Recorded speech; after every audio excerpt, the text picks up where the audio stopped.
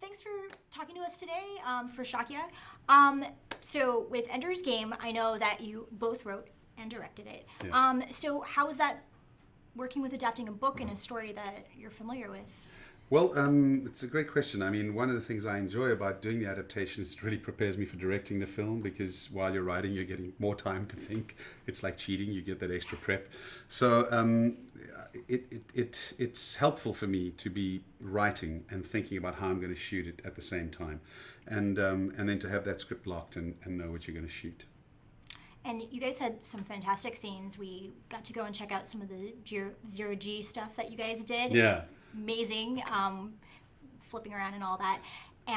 So tell us a little bit about what kind of stuff that you guys had to go to get that on screen. Well, one of the things I hope you've had fun today is that you've been in the lollipop, spinning Yes, around and yes. turning around and working with Garrett. And did you do any of that? You did some of the motion capture, right? I did, Yes, yes. we did it together. That's right. I That's had the right. pleasure of being Yes, directed we by did. you. Yes, we did. You did. And well, this is why we wanted to do this. We wanted to show you that making these kinds of films involves an enormous number of talented people with very different skills in very different departments. Garrett is an incredible physical stunt coordinator, works with the actors, training them on wire rigs and so on, and then creating the kinds of movements as best we can on Earth using wire rigs of kids flying around in space. And then we hand that work to the visual effects department under Matthew Butler, and now we have to perfect that. First of all, we have to create the environment of the battle school all around them. We have to get rid of the wires and the rigs. So really what we're doing that stuff with Garrett for is to get the faces and the way the faces float and move.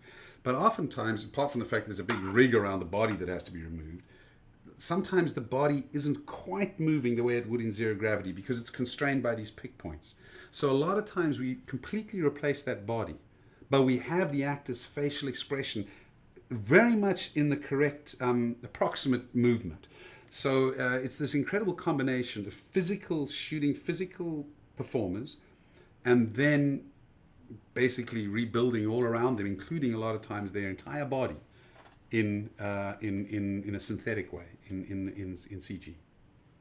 And I know that you also got to do some of the motion capture, so you could do the character of the giant in the movie. Yeah.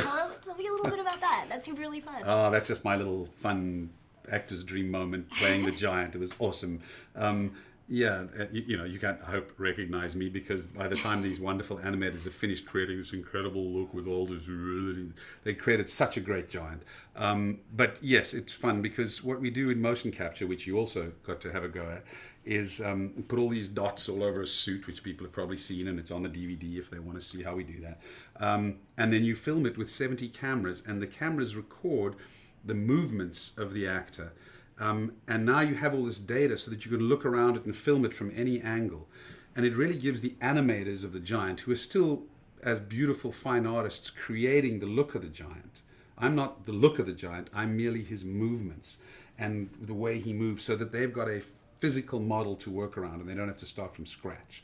And then I'm able to film what that giant did with a virtual camera and say, these are the shots I'd like. And then they animate according to those shots. Again, this all sounds very complicated. It's on the Blu-ray. Check it out if you're interested.